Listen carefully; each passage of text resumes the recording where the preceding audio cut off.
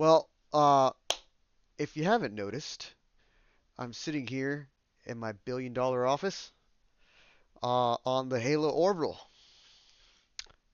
from Halo 3.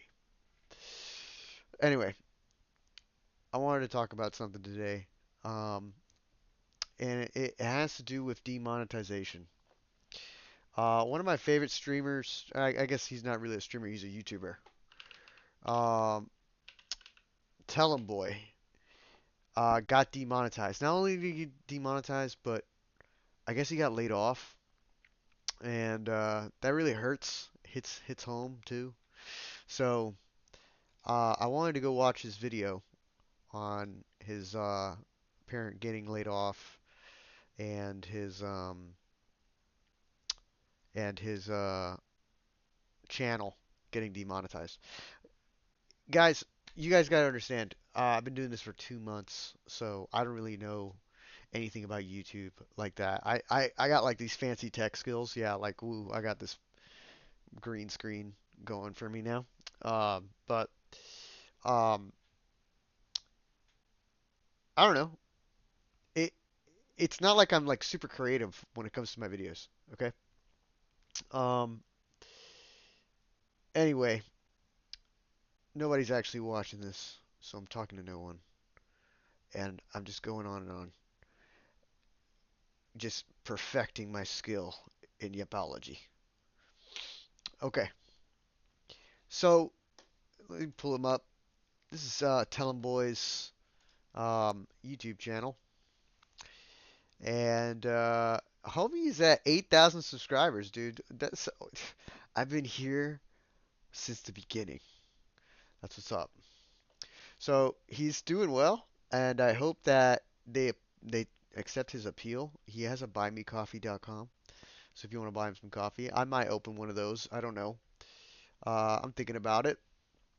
You can donate to your friend, Mr. Random Internet Dude. Okay, so um, the best way you could support this channel is by hitting that subscribe button. You know what I'm saying? And hit that like button for me if you're watching this on YouTube or on Twitch or on Kick, maybe on X one day, but right now it's not happening. But anyway, let me stop yapping. Let's get right to the video, okay? Starting with how.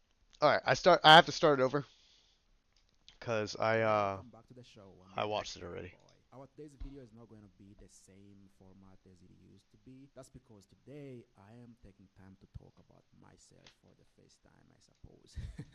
So I've started to think that I might be the least lucky person who exists on earth right now because in just 1 week, I just lost my job and I got demonetized on YouTube. So let's talk about that, starting with how I just lost my job of 5 years. If you are new here, you probably don't know it, but if you've been following the channel for a while, then you know that I work as a medical interpreter. What is that, you may ask?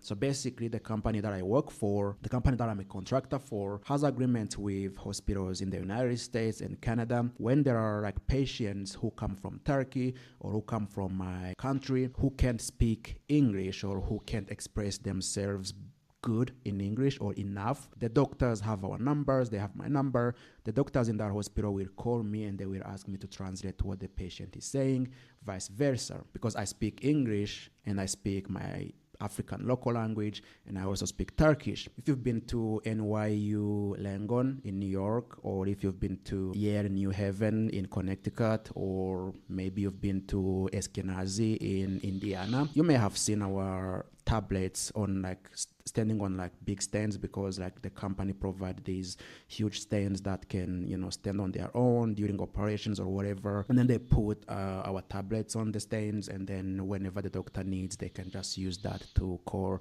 the interpreters. So you may have seen that in your doctor's office or standing somewhere, basically. It is a remote job. I can work from anywhere in the world, or at least I could work from anywhere in the world as long as I had access to internet. I worked for this Nice. company. I'm going to call it Company A because I don't want to disclose the name of the company. for some reasons. So I work for company A. It is one of the leading companies in the industry. It is that company that almost everyone wants to work for. Like they have good management, they have good schedules, they have good pay. Everything is just top notch, basically. There is another company that I'm going to call company B. It is also doing great in the industry. It's a competitor of company A that I work for. And there is company C, which is also a competitor. So all these three companies are competitors to each other. Now, company C comes with an idea. Company C was like, you know what? Instead of competing with each other, why don't we merge and just become one company? They thought about it, the agreements were made, and the merger happened. Company C had these revolutionary ideas, right? So it was like, you know what? Let's think about how we can cut costs, right? You see, we work with contractors directly, right? We have management, supervisors who is supervising all the interpreters that we have, who are, by the way, many, because we have all the languages you can think of in the world. We have someone who speaks it. So you can imagine that we were like a lot of people, like almost 1,000 people, let's say. Now they're like, you know what? Instead of working with contractors, instead of working with interpreters directly, how about we work with agencies who can hire interpreters for us in their respective countries. So basically something like this. They were like, let's assume we need a Turkish interpreter, right? We hire a Turkish speaking contractor who is like working with us directly. We pay that contractor, let's say $15 per hour, right? Like the wage that we usually give for that language is $15 per hour. We could do something like this. The wages in Turkey are, let's say, $4 per hour, right? So if we could find an agency in Turkey that hires interpreters, contractors from Turkey and give them to us, we could pay that agency $8. The agency could pay the interpreter $4, and the agency could take $4. That way we could save $7, but not only $7, but also we could save the money we are giving to supervisors who are supervising these contractors, because now the agency will hire its own supervisors to make sure that everything is going smooth. So that happened in December. Then they agreed. Okay, I'm gonna pause it right there. That was a lot. Well, I guess you can kind of see that coming, right? A company outsourcing or finding a way of outsourcing, like they're trying to find agencies in the respective countries that will act as interpreters.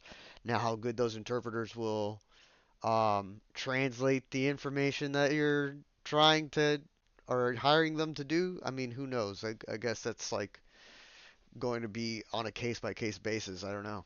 But I get where he's coming from, dude. This is a lame reason to be getting laid off, you know.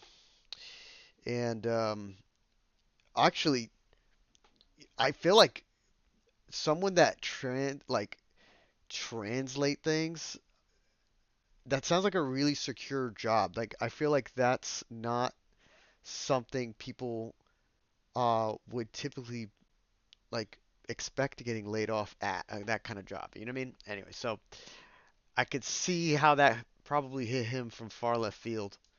Um, and yeah, he hasn't even gotten to the most important part of this video, which is the demonetization. Okay? Now, you know, spoiler alert, he talks about how his content is basically using TikToks and other people's content that's on the internet. And he appeals it to YouTube as um, journalism, I guess, or under the umbrella scheme of journalism. I don't know. I don't think I'm a journalist. I don't know if I could get away with that if I said I am being a journalist by covering Tellem Boy's video about how he just got laid off. That's not journalism. I don't know. Like, it just, I can sit here and I can add my take, but I don't know if I'll get demonetized or if I get monetized at all, right? Because I'm not even monetized. Let's talk about that for a moment. I'm not even monetized, folks. I do this for free. Anyway, shout out to my one viewer. You're the best. Okay, so just like full scheme of things here though. is the fact that like he's just using other people's content. And I kind of do that. That's like what my thing is too. I just react to people's content and make videos around it. Um, I seen hundreds of channels I feel like do this on YouTube. So for them to like demonetize it now for his particular case, it makes me question if they're going to demonetize it for all of those channels or what's going to happen. Um, but I don't know. I don't know. YouTube has a lot of money. They make money from ads. You know, it, they need creators to be creating. To it, they send or the interpreter as a message saying from March 2025, we will change the way we operate. We will no longer work with contractors directly. We work with agencies. So we will have to fire all of you guys, That basically. sucks. Fast forward to 31st of March, everyone in the company received an email saying, hey, you've been deactivated. Unfortunately, we will no longer be working with you, blah, blah, blah, blah. And all of a sudden, we lost all our access to the platforms, our credentials and all. And yeah, here we are, unemployed. So then a few days later, I received another email from YouTube telling me, hey, actually we checked your channel, it doesn't align with our monetization program, so we'll have to deactivate your monetization because of reused content. You can appeal this decision, but you can only appeal once, and if it is denied, you will lose your monetization for 3 months, and after 3 months you can apply again, and we will decide if you are allowed to. See, I want to know what it is that YouTube's saying because honestly, I don't know. I've been doing this for 2 months. I have to do a little bit more research. I don't know if this like if me is like somebody say it in the comments for someone whoever watches this later. Is me making a video on top of a video actually reusing it like to the point that I can't monetize it? I mean, shit. I don't know. Like I don't know. It's weird. It's a weird place because his content is TikToks. Like he just does TikToks. I just do YouTube videos. You know, I do Code Blue Cam, Midwest Safety, um, you know, decoy voice, tell 'em boys videos and stuff. I do a bunch of different channels, you know. Um, and in the beginning, I thought to myself, well, you know, if other people are doing it and they're monetized, then it's probably okay, right? I don't know, to be honest. I don't know. I don't know. I don't know shit. Be part of our program again. I actually was aware that this could happen because obviously we are using clips in our videos, clips that don't belong to us. No matter how much you can credit the owners, it is still not something that you own rights to. I thought that maybe I could appeal it because it could fall into like journalism, reporting and news and whatever. So I will do that, but now there is a lot of people who are doing the same type of content and we are using the same clips. So I'm kind of 90% sure that this will lead to nowhere.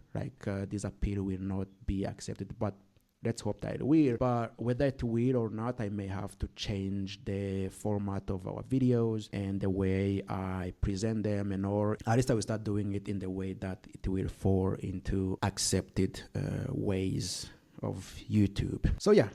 That's what I want to know. Where is like the clear-cut guideline that says that? That's just I don't know. I don't know.